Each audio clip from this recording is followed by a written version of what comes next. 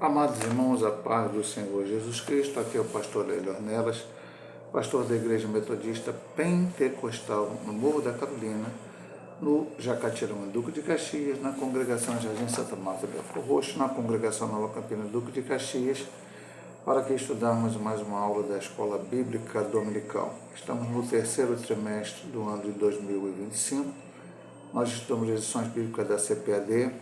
O título desse trimestre é A Igreja em Jerusalém, Doutrina, Comunhão e Fé, a base para o crescimento da Igreja em meio às perseguições.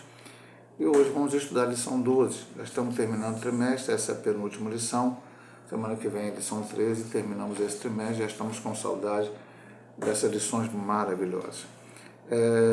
O dia que a lição será estudada presencialmente será dia 21 de setembro, que é o Dia Nacional da Escola Dominical. Então vamos aqui, o título é, desta lição 12, o caráter missionário da Igreja de Jerusalém. Texto áudio, e havia entre eles alguns varões de Chipre e de Cirene, os quais entrando em Antioquia, falaram aos gregos, anunciando o Senhor Jesus. Atos 11:20. Verdade prática, faz parte da missão da Igreja a evangelização de povos não alcançados. Leitura bíblica em classe, Atos 11, 19:30 ao 30.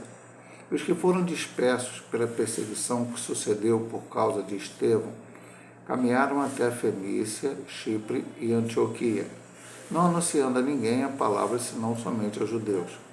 E havia entre eles alguns varões de Chipre e de Cirene, os quais, entrando em Antioquia, falaram aos gregos, anunciando o Senhor Jesus. E a mão do Senhor era com eles, e grande número creu e se converteu ao Senhor. E chegou a fama destas coisas aos ouvidos da igreja que estava em Jerusalém, e enviaram Barnabé até Antioquia, o qual, quando chegou e viu a graça de Deus, se alegrou e exortou a todos a que, com firmeza de coração, permanecessem no Senhor. Porque era homem de bem, cheio do Espírito Santo e de fé, e muita gente se uniu ao Senhor. Partiu Barnabé para Tarso a buscar Saulo, e achando-o, conduziu para Antioquia. E sucedeu que todo um ano se reuniram naquela igreja e ensinaram muita gente em Antioquia. Em Antioquia foram os discípulos pela primeira vez chamados cristãos. Naqueles dias desceram profetas de Jerusalém para Antioquia, e levantando-se um deles, por nome Ágabo, dava a entender pelo Espírito que haveria uma grande fome em todo o mundo. Isso aconteceu no tempo de Cláudio César. E os discípulos determinaram mandar cada um, conforme o que pudesse, socorro aos irmãos que habitavam na Judéia, o que eles com efeito fizeram, enviando-o aos anciões por mão de Barnabé e de Saulo. Vamos à nossa introdução, que diz o seguinte: como o Evangelho alcançou Antioquia, uma importante cidade da Síria dentro do Império Romano, como aconteceu isso? Conhecer este fato é relevante, porque pela primeira vez cristãos de Jerusalém levam a mensagem da cruz aos gentios fora das fronteiras de Israel. Com o ingresso do Evangelho na cidade de Antioquia, a igreja dava seu primeiro salto na missão transcultural. Nesta lição estudaremos sobre como o ID de Jesus é levado a sério por um grupo de cristãos refugiados, vítimas da perseguição que sobreviera a Estevão em Jerusalém. Estes crentes, mesmo sendo leigos, possuíam uma forte consciência missionária e, quando perseguidos, não escondiam sua fé, mas a compartilhavam, apontando sempre para a cruz de Cristo. Esse é um belo exemplo da fé cristã que deve não somente nos inspirar, mas, sobretudo, nos levar a agir como eles. Na semana passada a gente já falou alguma coisa sobre isto. Pastor, a primeira igreja gentílica foi Antioquia? Sim, nós vamos estudar isso nessa lição de alguma forma bastante profunda. Mas o Evangelho foi pregado aos gentios antes? Foi, mas veja bem, como explicamos semana passada, Samaria não era dentro do território de Israel, vamos colocar dessa maneira, né? Mas eles não eram judeus. mas tinham ligação com o judaísmo. Jesus, quando prega a mulher samaritana, fala: vossos pais dizem que tem que adorar lá naquele monte, que é Jerusalém, o nosso diz aqui Samaria. Ou seja, eles tinham uma noção do que era a religião judaica, o Deus de Israel. Okay? O eunuco da rainha de Candace, que também foi evangelizado por Filipe, era alguém que foi a Jerusalém adorar. Então ele também tinha uma ligação com o judaísmo. E até mesmo Cornélio, ele orava ao Deus dos judeus.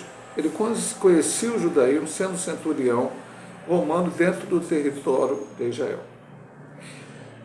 A partir dessa lição, nós vamos ver que a igreja, pela perseguição feita a Estevão, tiveram que sair. Já estudamos não na lição passada, mas na outra, que os apóstolos ficaram em Jerusalém para dar o apoio espiritual e vamos colocar desta maneira os leigos.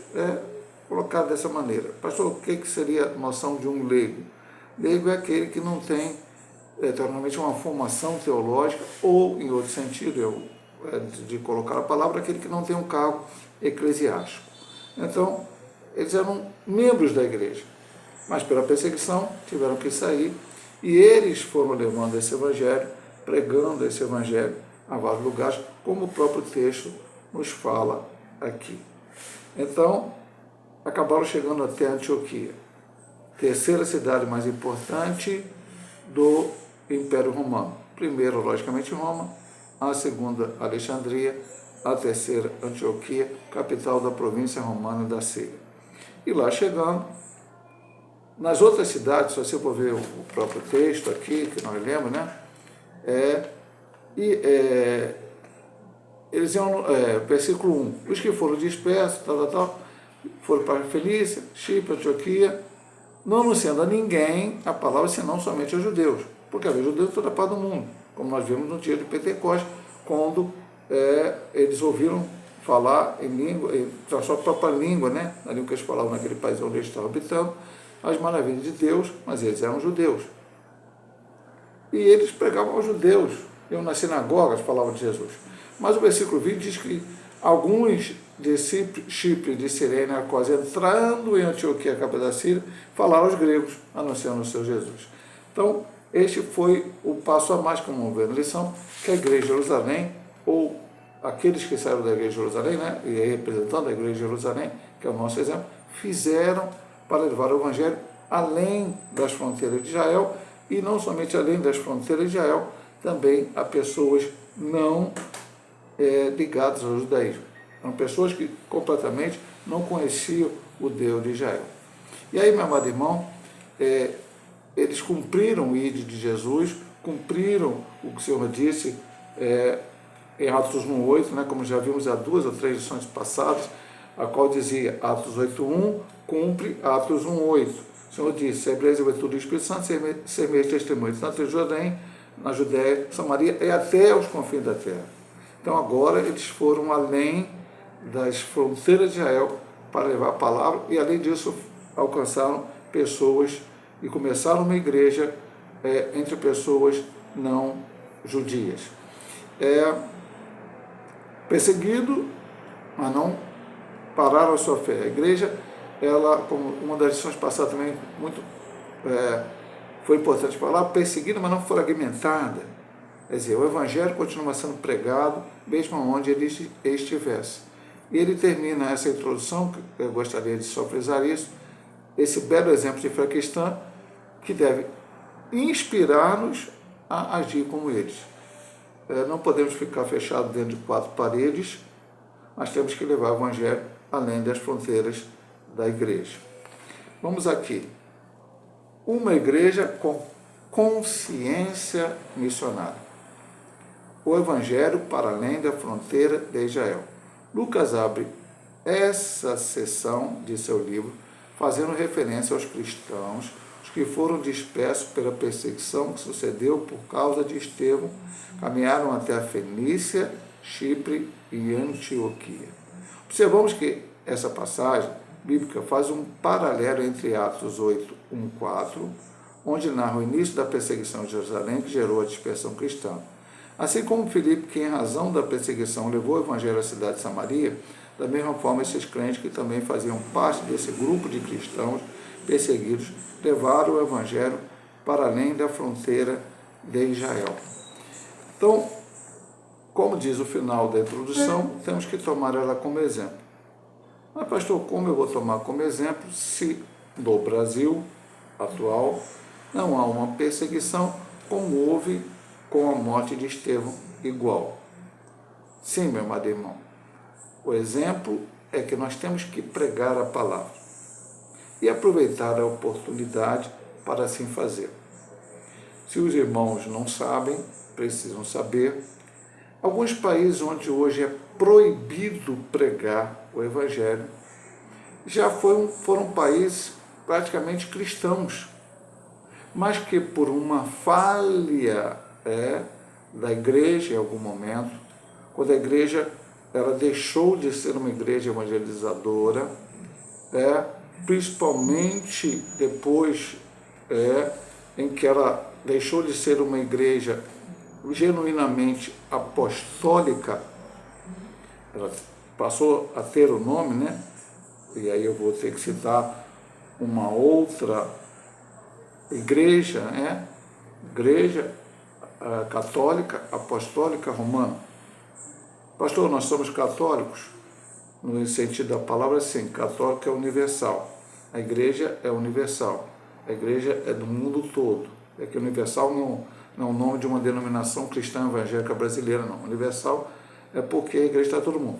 Eu sou metodista pentecostal aqui, pode ser que não tenha igreja metodista pentecostal na China, provavelmente não terá, mas lá na China tem um irmão de uma igreja local, de alguma província lá, que foi estabelecida lá, pode até adorar de uma maneira diferente, mas com a cultura deles, pode ser que o culto seja um pouco diferente a ordem por causa de alguma necessidade locais. Eu não sei a língua que eles falam lá, mas eles são irmãos em Cristo, eles são da mesma igreja invisível que eu e você somos. Eu falei China, poderia falar qualquer parte do mundo. Então, católica, apostólica, somos igreja apostólica? Sim. Mas o que uma igreja apostólica faz? Apóstolo é mensageiro, apóstolo é enviado. Não quero entrar nesse mérito agora, porque não estamos aqui a estudar isso hoje. Já estudamos em lições passadas, trimestre passado. Hoje, na Igreja Evangélica Brasileira, muitas igrejas, muita nação, o seu líder é chamado apóstolo. Para ser apóstolo, no sentido principal da palavra, era ter convivido com Cristo, ter ouvido o ensino de Cristo, ser enviado por Cristo, e por isso só tivemos 12 apóstolos, e depois Paulo, considerado também um apóstolo, porque o Senhor apareceu a ele e revelou a ele muitas coisas. Ponto. Quem seriam os apóstolos hoje? E nem precisam ser chamados de apóstolos, são os missionários, porque aqueles 12 apóstolos, eles, a princípio, ficaram ali em Jerusalém para dar base à igreja, mas depois também eles saíram para pregar a palavra, e, exceto João, todos os outros foram martirizados. João, quando escreve o Apocalipse, e escreve as 7 igrejas da Ásia, ele era o bispo, ele era o supervisor daquelas igrejas. Então veja quantos lugares João passou, pregou a palavra, ensinou e liderava também aquele povo. Veja bem, meu amado irmão, então é necessário que para sermos apostólicos sejamos missionários, preguemos o Evangelho, anunciemos a palavra de Deus, anunciemos a Cristo como Salvador da humanidade. E assim foram aqueles homens e mulheres. Mas em um momento a igreja deixou de ser. E a igreja que eu estava falando, católica, apostólica, romana nós não somos, porque a igreja de Cristo, ela não é Duque Caxiense, não é de Nova Iguaçu, Belford Roxo, Nova Friburgo, não é da cidade do Rio de Janeiro, São Paulo, Minas Gerais, Belo Horizonte, ela não é de Londres, ela não é de Nova York, ela não é nem mesmo hoje poderíamos dizer Igreja de Jerusalém. Poderão ter igrejas locais neste lugar. Eu sou pastor da Igreja Metodista Pentecostal a sede fica no Morro da Carolina, no Jacatirão do Caxias. Temos 2 congregações, Jardim Santa Marta, Belfor Roxo e Nova Campina do Caxias. A Igreja Metodista Pentecostal temos em Parque Moísa, temos em Mutum de São Gonçalo, Parque Moísa Caxias, Teresópolis, Pau Brasil na Bahia. Louvado seja o nome do Senhor. Mas a igreja de Cristo, são igrejas locais. A Igreja de Cristo não tem um local. Ela está espalhada no mundo todo, onde existiu o servo do Senhor, porque a palavra tem que ser pregada, a evangelização tem que ser feita. Então, eles foram além das fronteiras, como já falamos na introdução, foram a Fenícia, o Chipre e a Antioquia. A princípio, nos outros lugares, eles pregaram para os judeus, mas a partir do entendimento desses irmãos neste momento, eles passaram a pregar para aquelas pessoas que eram gregas. E ali, como vamos estudar no transcorrer da lição, se formou uma importante igreja para o Evangelho, para a história da igreja. Se estamos a estudar hoje a igreja em Jerusalém, nesse trimestre, talvez em algum momento lá no futuro, a CPAD, enfim, possa ter lições para isso estudarmos a igreja em Antioquia, que ela também tem um papel importantíssimo dentro da obra missionária que começou ali, missões transculturais. Já estudamos alguma coisa nos trimestres passados, uma lição específica. Então vamos lá. A perseguição pôde parar esses homens, e aqui quando nós falamos homens, aqui provavelmente não tinham só homens, tinham mulheres também. Nós estamos aqui dizendo quem vai pregar, não estamos fazendo alusão a nada. Mas servos de Deus que foram ali pregando a palavra do Senhor. Então, esses homens, esse povo de Deus que saiu a pregar, a perseguição não fez eles calarem a boca. Não será alguma coisa que venha contrária a nós. E eu quero dizer uma coisa para os irmãos. Espero, oro, clamo a Deus todos os dias, para que não venha no Brasil uma proibição que se pregue a palavra de Deus. Restrições. Mas se vier, nós temos que continuar pregando. Pastor, mas se o Senhor vier que é proibido ter uma igreja, e o Senhor estiver liderando uma igreja, só vai ser preso. Não tem problema, amado irmão. Pedro foi preso, Paulo foi preso, todos os outros homens de Deus foram presos. Ainda hoje há muitos crentes no mundo todo, em certos lugares, nos países muçulmanos, na China, na Coreia do Norte, em Cuba, em outros países, até aqui perto, aqui algumas dificuldades, alguns países da América do Sul estão sendo presos. Qual o problema? Não podemos deixar de falar do que temos visto e ouvido. É isso que nós temos aprendido em lições anteriores sobre a igreja em Jerusalém. Agora vamos, cristãos dispersados, mas conscientes de sua missão. Um ponto vai levando a outro que acaba falando quase que, não a mesma coisa, mas coisas bem parecidas, mas são importantes aqui. Esses cristãos dispersados, após fugirem de uma perseguição feroz, não esconderam a sua fé. Aonde chegavam, anunciavam a palavra de Deus, Atos 11, 19, 20, já lemos ali, né? Foi assim que eles deram testemunho do Evangelho na Fenícia, Chipre e Antioquia. O que vemos são cristãos conscientes da missão de testemunhar de sua fé onde quer que estivessem. Eles haviam sido comissionados para isso. Foram, pastor? Vamos ver. Foram comissionados para isso, esses cristãos? Daqui a pouco nós vamos comentar isso aqui. Eu vou ler o texto, vou acabar de ler, e depois nós vamos comentar. Mas eu vou ler para você agora. Talvez você tenha dúvidas sobre isso, mas vamos lá. E Mateus 28, 19 diz assim: portanto, ide e ensinai todas as nações, batizando em nome do Pai, do Filho e do Espírito Santo. Atos 1, 8, recebereis a virtude do Espírito Santo, semeis testemunho, tanto em Jerusalém como na Judéia, Samaria até o confim da terra. Somente cristãos participando de uma igreja consciente de sua tarefa missionária agem dessa forma. Eles não perdem o foco, anunciam o Senhor Jesus em qualquer tempo, lugar e circunstância. Eles eram comissionados? Sim. E nós? Sim. São passados, nós aprendemos. Não espere descer um anjo do céu e te dar a ordem de ir pregar a palavra. Não espere que apareça um profeta na igreja e te profetize que você tem que pregar a palavra. Que você tem um sonho, uma visão.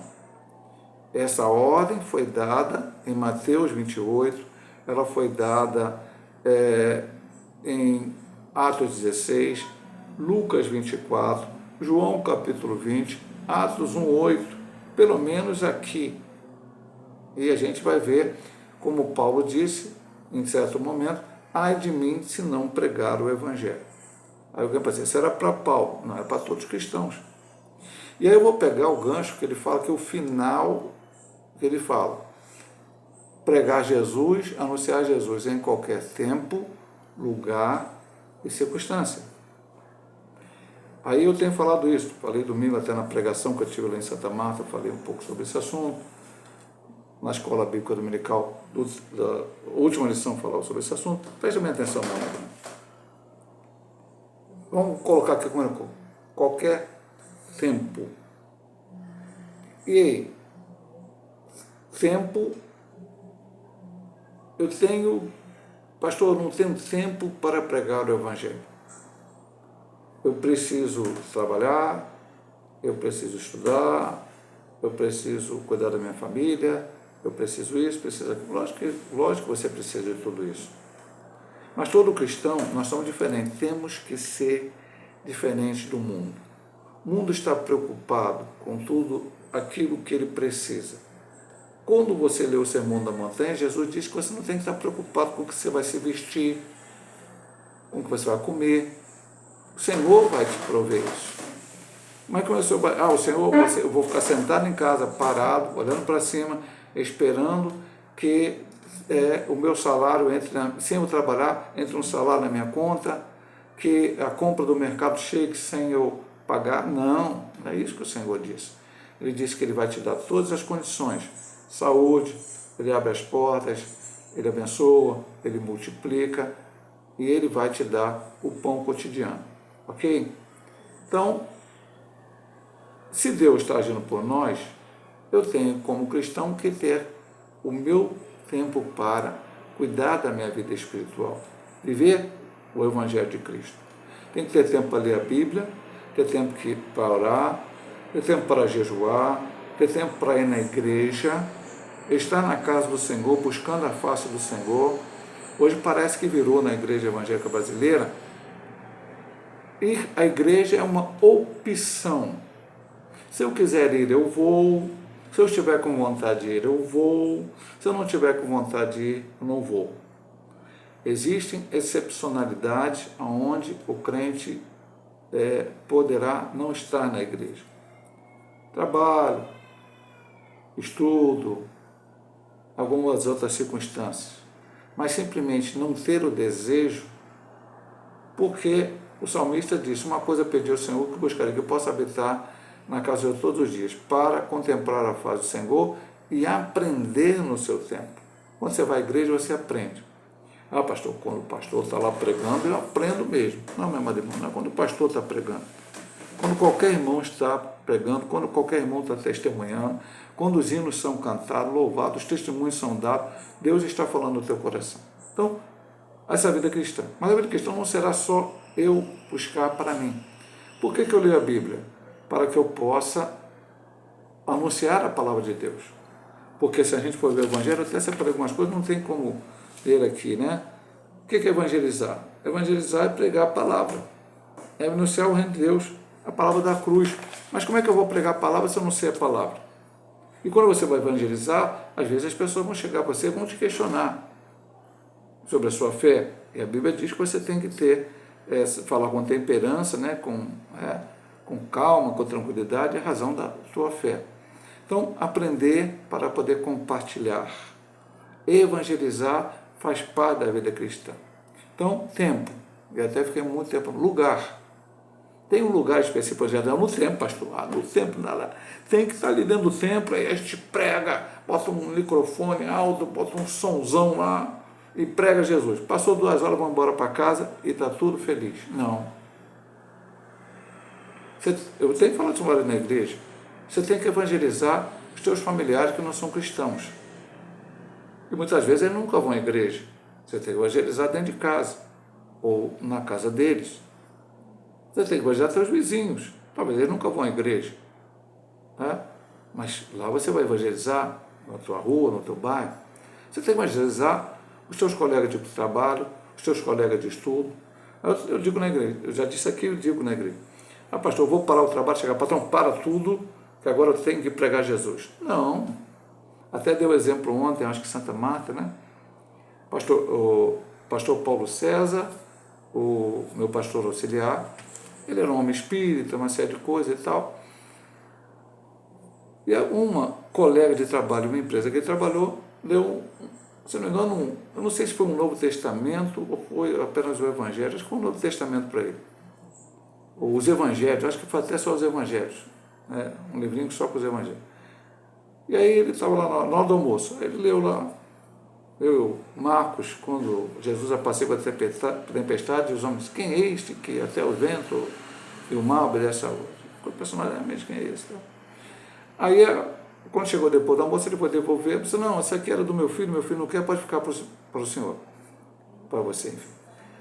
E ele ficou com aquele livro, ele tomou um papai na vida. Quando eu ler esse livro todo, eu vou tornar cristão. Não fez isso, não se tornou cristão naquele momento, só depois, quando ele se converteu numa Assembleia de Deus aqui em Caxias, mas aquilo foi o pontapé inicial.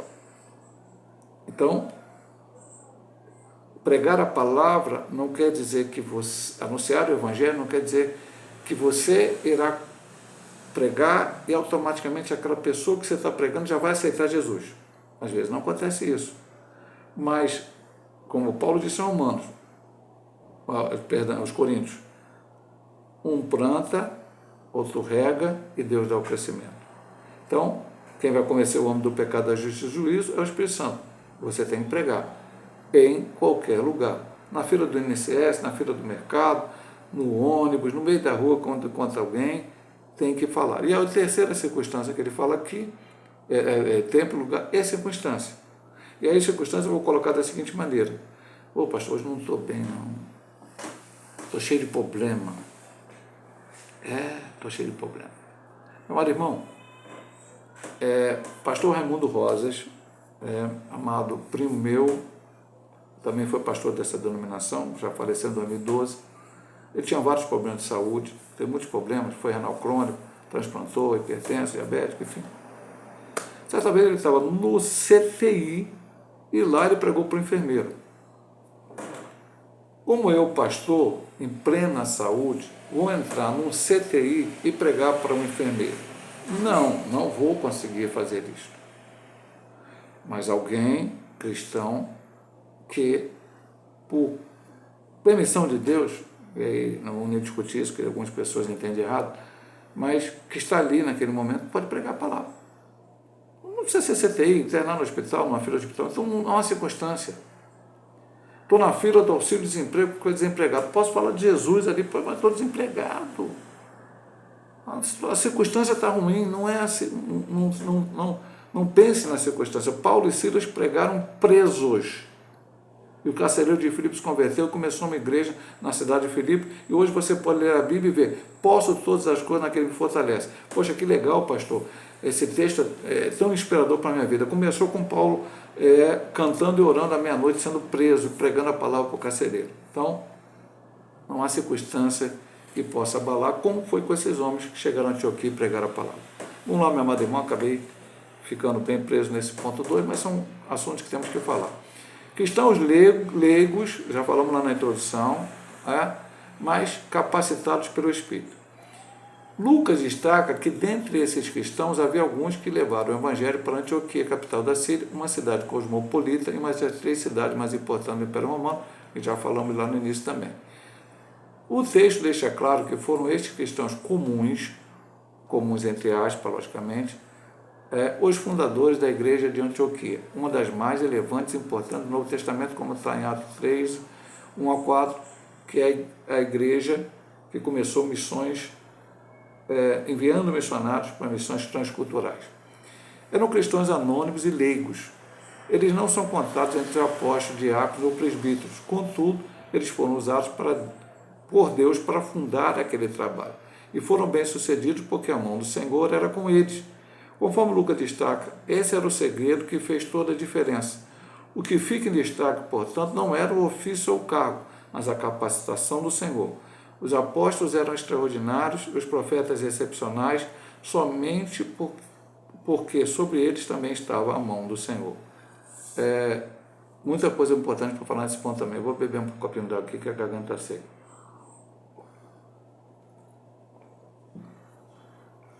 Eu vou começar pelo final. Os apóstolos eram extraordinários e os profetas excepcionais somente porque sobre eles também estava a mão do Senhor. Tiago fala, Elias era um homem sujeito às mesmas paixões que nós. Elias não era um super-homem que andava com uma capa por aí. Tem líderes da igreja evangélica brasileira que só faltam botar uma capa e fazer as pessoas crerem que eles são super-homens, que eles têm superpoderes. Nós não temos nada. Eu já disse várias vezes e vou repetir mais uma vez aqui.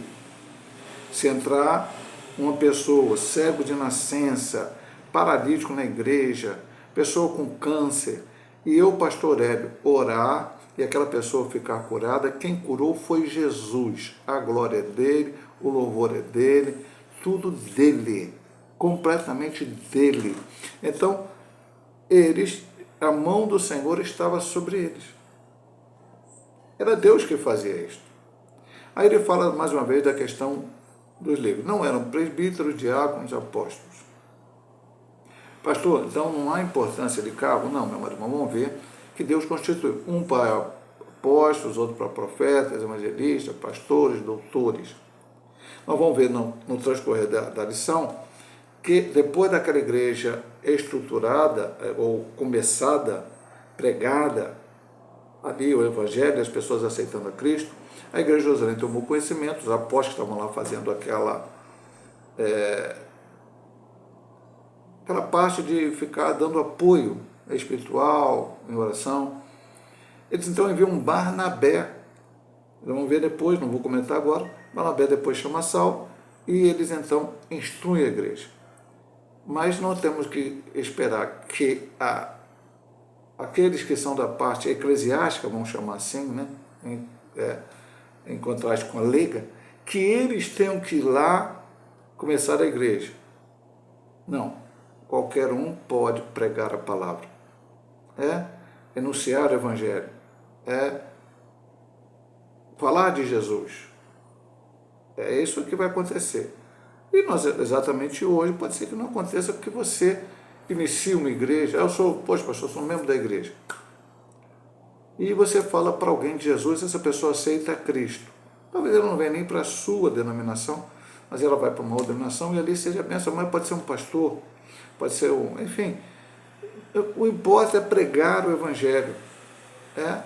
E se for o caso, se começar a pôr de pregação na casa de alguém, depois vira uma congregação, depois pode virar uma igreja, e essa igreja emancipada, e ali o evangelho crescer, e ser uma igreja missionária, e assim por diante. Louvado seja o nome do Senhor por isto. Os trabalhos começam e depois eles continuam. Mas o importante é que alguém comece a pregar a palavra.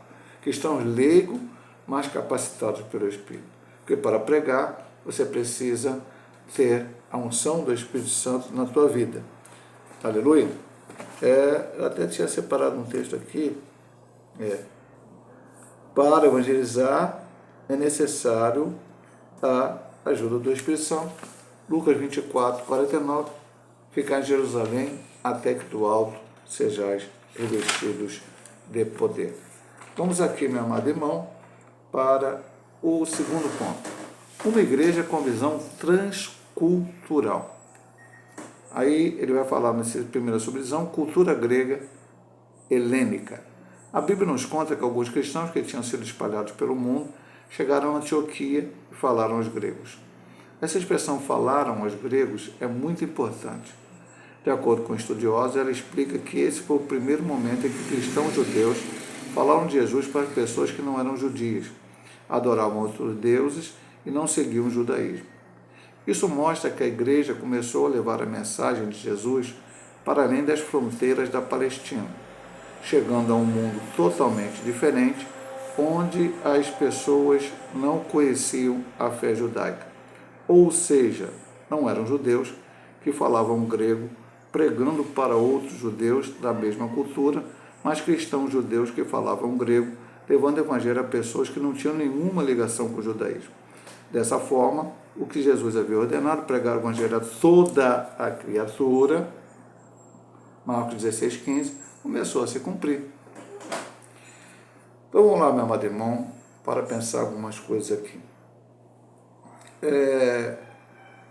O mundo hoje ele está dividido em religiões e, vamos colocar assim, hoje as palavras mudaram tanto que a gente nem pode falar, mas vou colocar assim, seitas ou grupos que saíram ou têm alguma ligação com as religiões. Então nós temos religiões monoteístas, que creem em um só Deus. A primeira delas, certo, é o judaísmo. Começou antes do cristianismo, porque lá com Moisés, a chamada de Abraão, e depois Moisés com a lei. Então, crê em um só Deus. Temos o cristianismo, que saiu de dentro do judaísmo, não é uma seita do judaísmo, só o cristianismo está dividido entre protestantes, católicos e outros grupos. Temos os muçulmanos, que é uma religião que saiu dentro dos árabes, que eram politeístas, e Maomé, então, transformou, fez uma religião, não vou ficar discutindo aqui que não é aula de apologética, uma religião também que é monoteísta. Além dessas três, que são as principais, existem mais algumas, se não me engano, o sikhismo na Índia. O restante das religiões e muitos grupos religiosos que existem hoje no mundo são politeístas. O hinduísmo tem milhões de deuses. Assim por diante, outras religiões. Algumas religiões creem até que o homem um dia será Deus. Ponto. E como é que era naqueles dias? Judaísmo, um único Deus, cristianismo, um único Deus, islamismo não existia, e o restante de todas as religiões politeístas. Então, um judeu o judeu convertido, que os primeiros cristãos eram pessoas que saíram do judaísmo. Pregar para pessoas que creem no único Deus, tinham até uma facilidade, porque conheciam o Antigo Testamento, que era o texto base que eles tinham, porque, veja bem, eles não tinham, pastores usavam Marcos, Lucas, João, eles usavam a pista de Paulo. Não, meu amado irmão, esse povo foi pregar com o Antigo Testamento, mostrando que Jesus era o Cristo. Eles não tinham a Bíblia, hoje nós temos. Hoje a gente vai lá e fala, Paulo disse isso aqui, Pedro falou assim, e tal, João disse isso. O Evangelho de São João, riquíssimo para pregar, para evangelizar, mas naquele tempo não tinha. Eles tinham o Antigo Testamento. Mas para o judeu funcionava muito bem, talvez até para o samaritano, que conheciam também o Antigo Testamento, ou para pessoas que, como ao longo da rainha de Candace, conheciam o judaísmo. Ou, de certa forma, um pouco até Cornélio. Mas agora eles pegaram para pessoas que eram politeístas. Pessoas que criam vários deuses, pessoas que tinham uma cultura, uma cosmovisão de mundo totalmente diferente. Então, essa era a visão que eles tiveram. Como diz aqui, uma igreja com visão transcultural. Esse é o desafio para nós hoje. Temos que pregar a palavra para aqueles que não conhecem o cristianismo, não entendem o cristianismo. E mostrar para elas que todo homem é pecador, que precisa do perdão dos seus pecados, existe um único Deus verdadeiro, na pessoa do Pai, do Filho e do Espírito Santo. E esse Deus, então, enviou o seu próprio Filho para nascer, viver como um homem, morrer na cruz do Calvário e propiciar o perdão do pecado de toda a humanidade.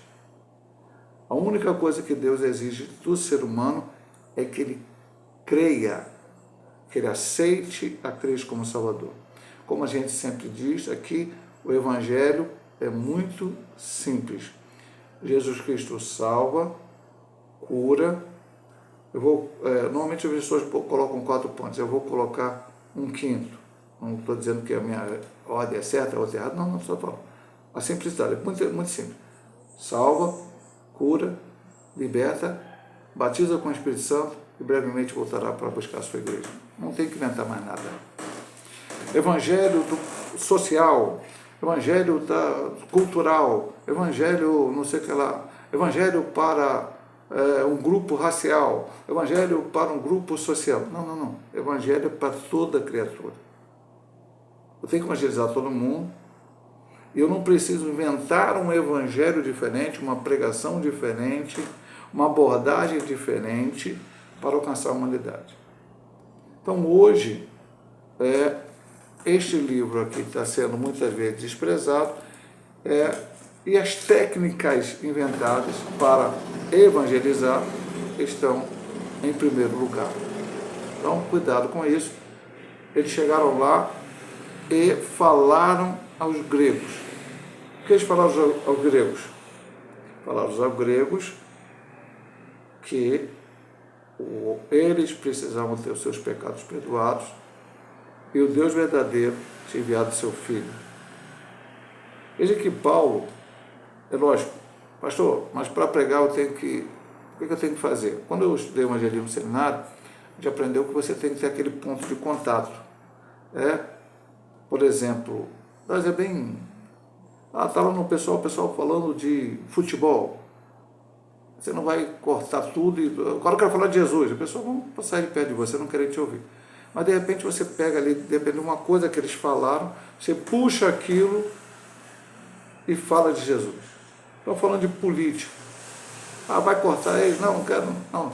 Pega algo ali no meio e aí você tem que ter a sabedoria bíblica e do Espírito Santo e fala de Jesus. Tá? Paulo, ele esteve em Atenas, por causa de uma perseguição, e foi para Atenas, a capital da Grécia. Ali andou, viu que aquele povo era politeísta, achou o altar do Deus desconhecido, foi na Areópago, que era um lugar onde as pessoas podiam explanar suas ideias, e ele lhe explanou e falou para eles: o Deus desconhecido, eu vou apresentar para vocês quem é. Vocês querem ter um Deus desconhecido?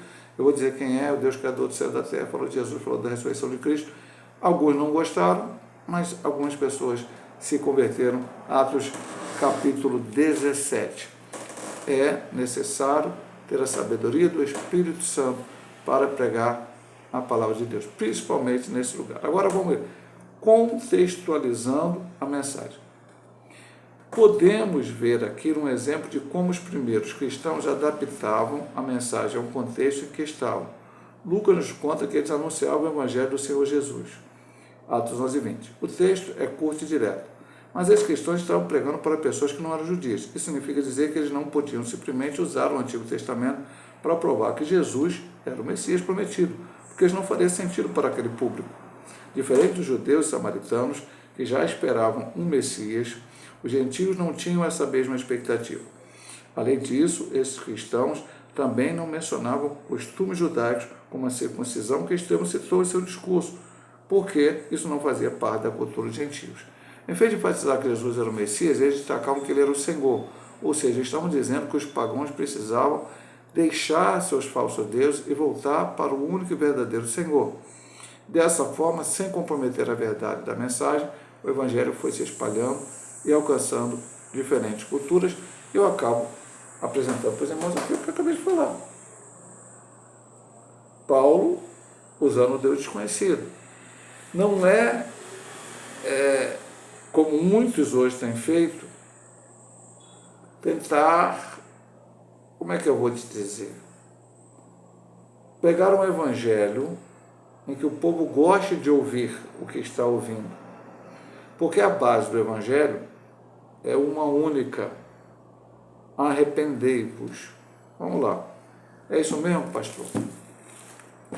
Eu estou lendo um pouco a Bíblia, e não é muito bom não. Eu gosto sempre de estar lendo vários textos bíblicos, para que o irmão veja, sempre como eu digo, não é a opinião do autor da CPAD. Vamos lá.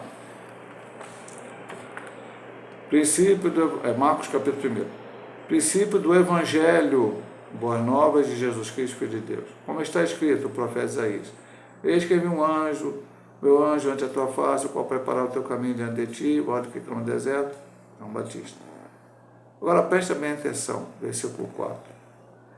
Apareceu João batizando no deserto e pregando o batismo de arrependimento para a remissão dos pecados. E o 5, e toda a província da Judéia e todos os habitantes de Jerusalém iam ter com ele, e todos eram batizados por ele no Rio Jordão, confessando os seus pecados. Então, arrependimento. Ah, pastor, só isso? Vamos lá, já que a gente está aqui lendo a Bíblia, vamos ler mais um pouquinho.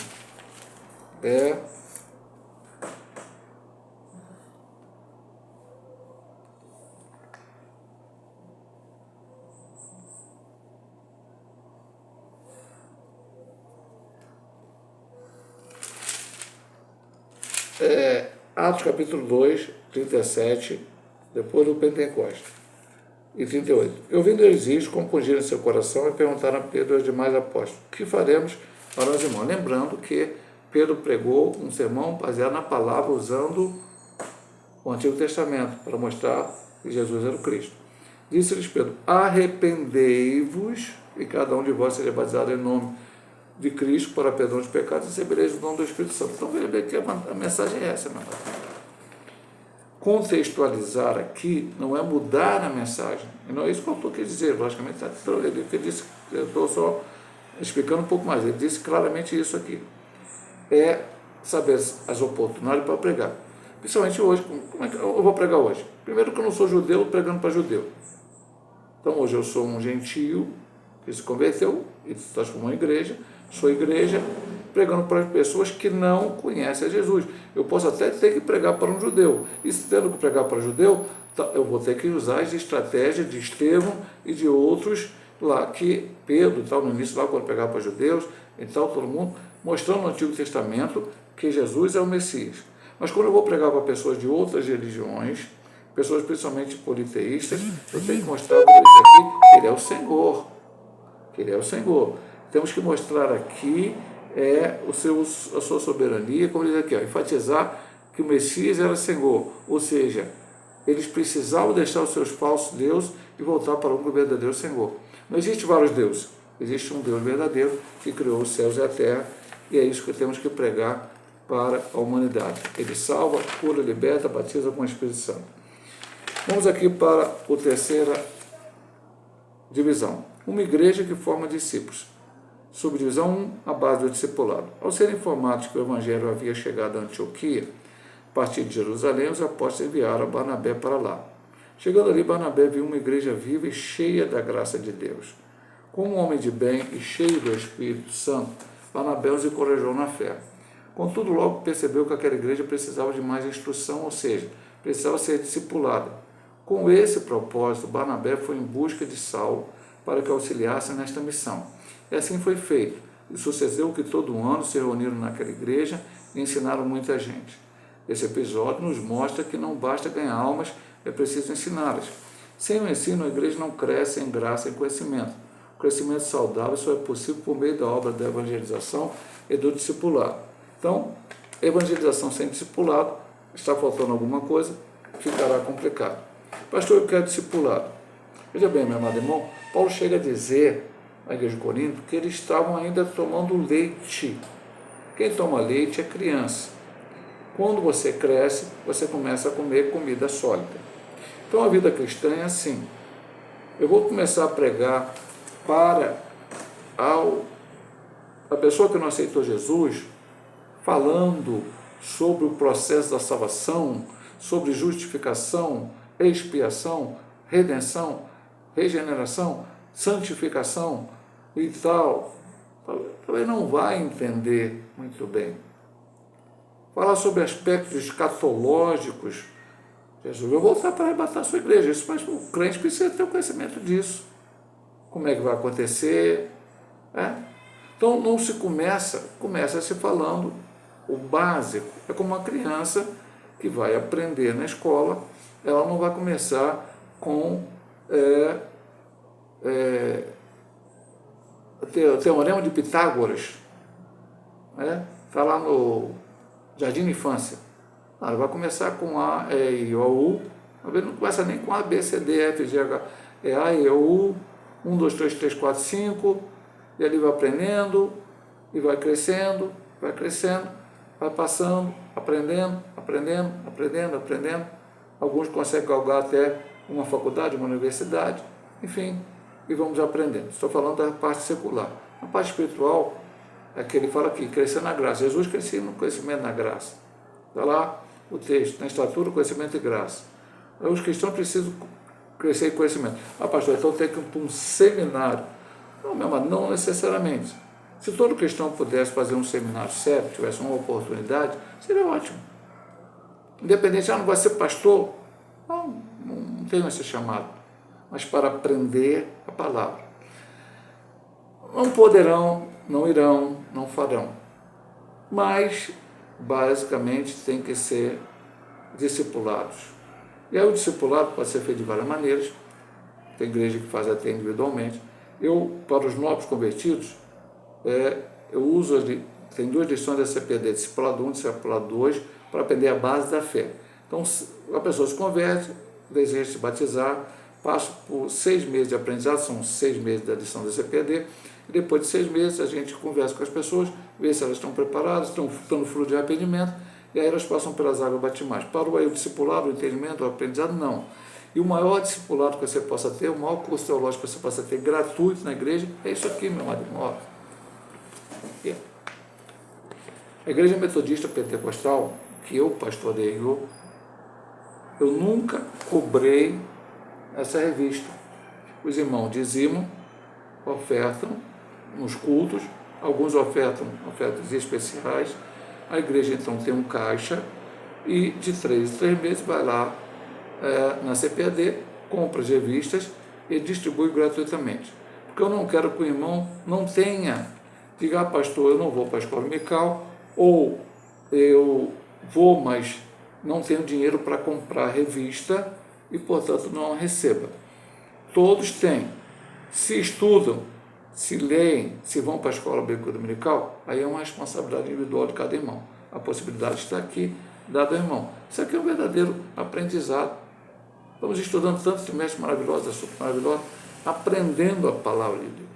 E, além disso, às vezes temos estudo bíblico, a própria pregação, enfim, o crente precisa aprender, é necessário. O que lá foi feito? Era uma igreja, que ele viu que era uma igreja cheia da graça, ele achou bastante importante aquilo lá, mas viu a necessidade de discipular, então ele chama Saulo e por quase um ano eles ensinam a base do evangelho. Tudo tem que ter uma estrutura, meu amado irmão. Muitos crentes hoje desabam espiritualmente porque não foi feita uma base espiritual, ou foi muito mal feita. Eu estou na igreja crendo no pastor, eu estou na igreja crendo na denominação. Não, eu estou na igreja porque eu creio naquele que é o autor e consumador da fé. A casa construída na areia e a casa construída na rocha é um exemplo para isso. Ali não é a casa na areia é o ímpio e na rocha é o crente. Não, ali está falando de crentes, de pessoas iguais, mas que colocaram o alicerce errado na sua construção. Jesus é o alicerce, e nós somos construídos espiritualmente sobre ele. Essa é a ordem que assim tem que ser. Isso é feito com, você passa a ser Jesus, com a evangelização, com o fato de aceitar a ele, e depois, com o discipulado, você vai crescendo na presença do Senhor. Vamos para a última subdivisão, do ponto 3 e da lição, denominados de cristãos, entre aspas aqui. Os cristãos de Jerusalém haviam sido chamados na igreja de irmãos, Atos 1,16, crentes, Atos 2,24, discípulos, Atos 6,1, santos, 9,13, fora que foram chamados da seita dos nazarenos e outras coisas mais. Também passaram a ser identificados tanto pelos de dentro da igreja, como pelos de fora, como aqueles que eram do caminho.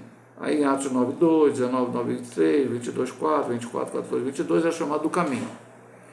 Agora em Antioquia são chamados de cristãos, Atos 11, 26. Eu até vou ler esse texto só para deixar bem.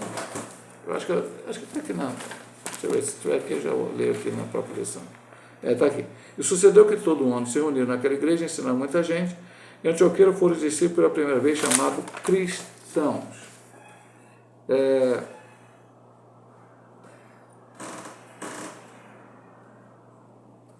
Vamos lá. O termo cristãos tem um sentido de pessoas de Cristo. Então, foram chamados de pessoas de Cristo, pertencentes a Cristo.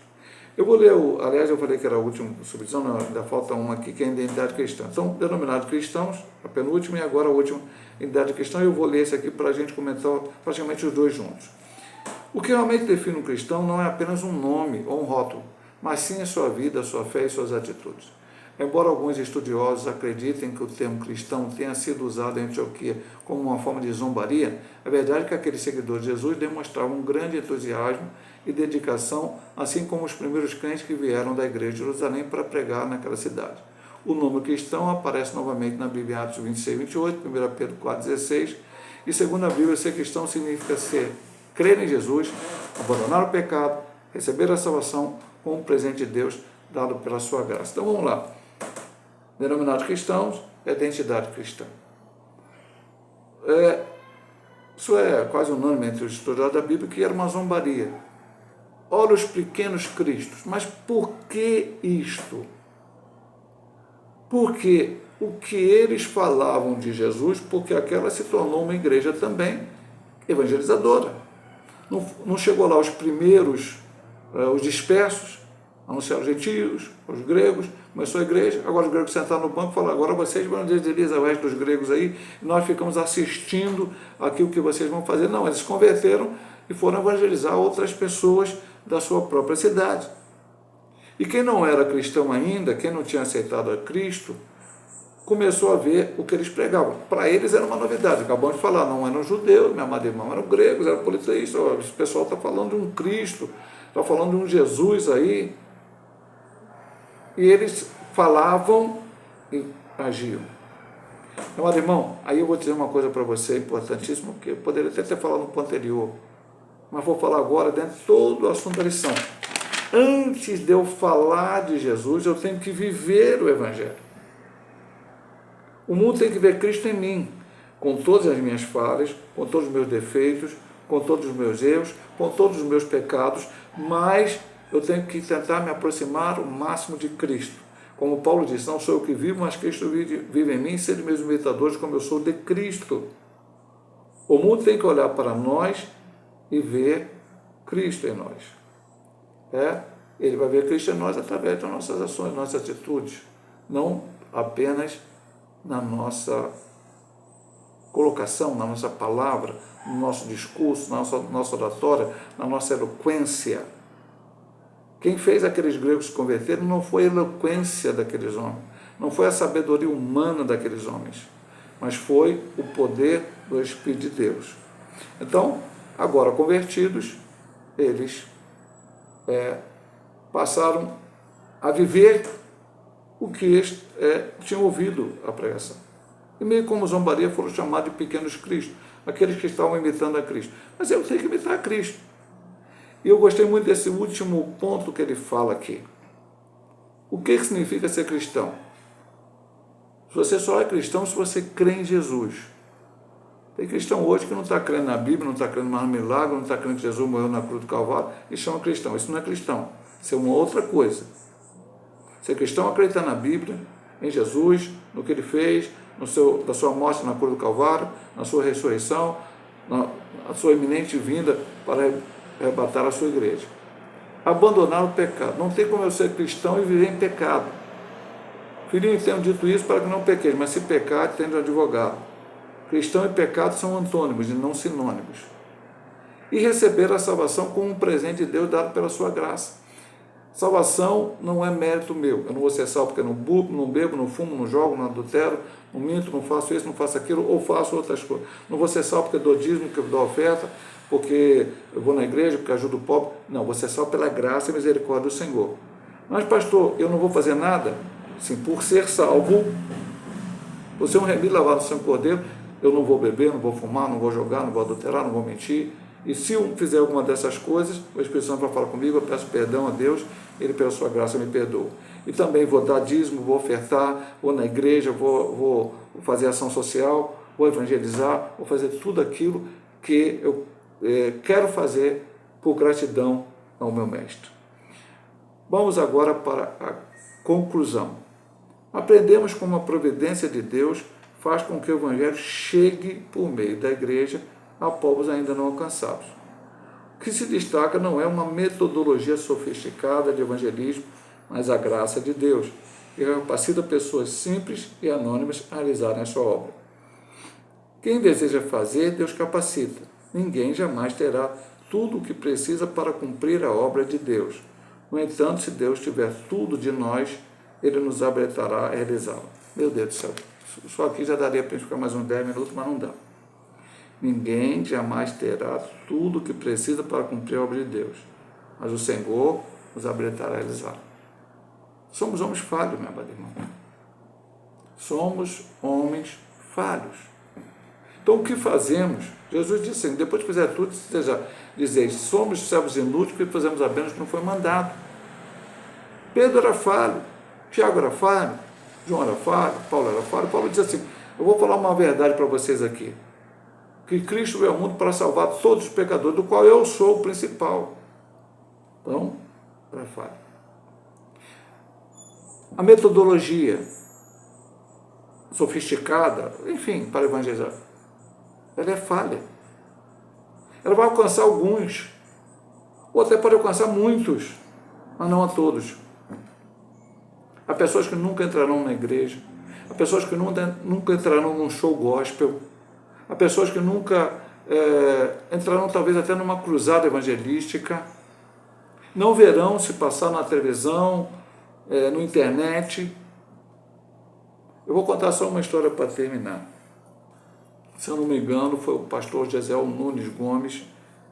Foi um irmão, na verdade foi um irmão, não foi um pastor, foi na igreja do pastor Gesiel, quando ele pastoreava a Ilha do Governador. Certa vez ele chamou um irmão para dar um testemunho, nesse dia ele nem pregou, depois só fez o apelo. Esse irmão contou que ele era ateu completamente. Não gostava de crente, não igreja, mas um dia Deus tocou em um casal para ir na casa dele. Acho que o casal nem conhecia, nunca tinha visto ele. Chegar lá, bater na porta, ele veio e disse, olha, ele não te conhece, nunca te viu, mas te convidamos para ir na igreja. Está aqui o endereço, o folheto, e foram embora. Ele chegou lá, botou o folheto para o lado, ele viu lá a hora, viu onde era. Não vou nada, não.